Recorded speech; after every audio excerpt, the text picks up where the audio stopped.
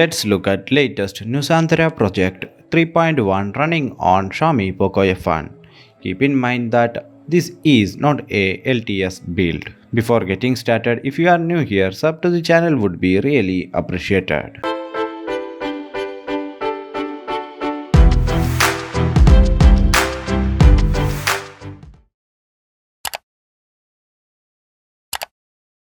To begin with, let's look at About Phone session. The ROM is based upon Android 11 and the SE Linux is by default set as enforcing.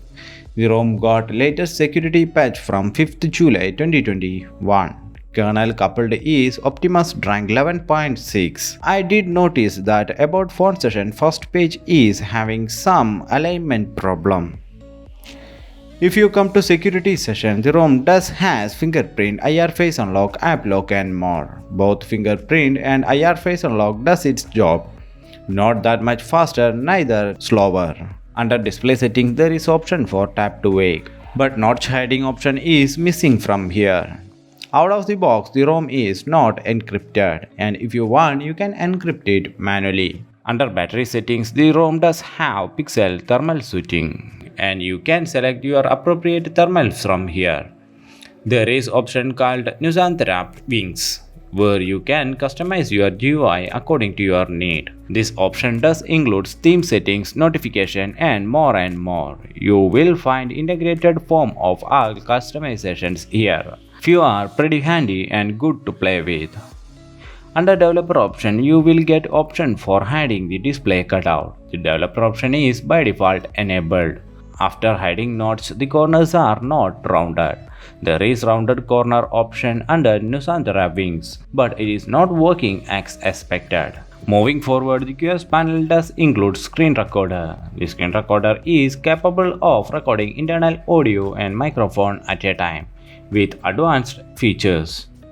I did notice some kind of jitters while closing QS panel. The Google feed here is faster enough, but not fastest. Recent menu includes screenshot, kill app, clear all option as well. All works pretty well.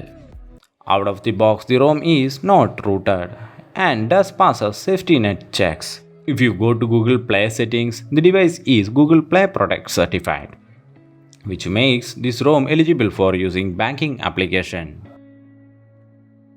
To understand more about performance, I am adding CPU throttling test. The test did lasted for 30 minutes. Starting numbers was really great, but after 5 to 10 minutes, the ROM performance started dropping. The graph did turn yellow and eventually red sometime. Overall, the ROM did manage to pull out 1,74,000 plus as an average value.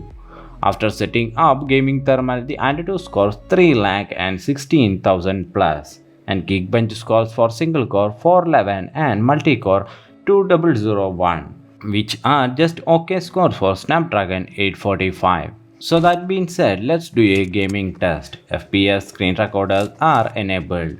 Now that the gaming is going on, let's conclude the video. I did feel the ROM is not smoother enough in UI navigation. Like US panel closing jitters, there are other lags and jitters noticed. Even while charging, I did notice the ROM is pretty slow.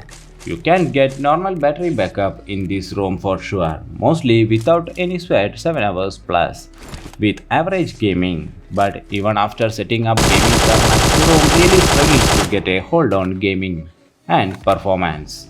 FPS was dropping down to 20 at times. Only one thing I liked about this ROM is its theming. They did put some effort to give a unique look for settings panel.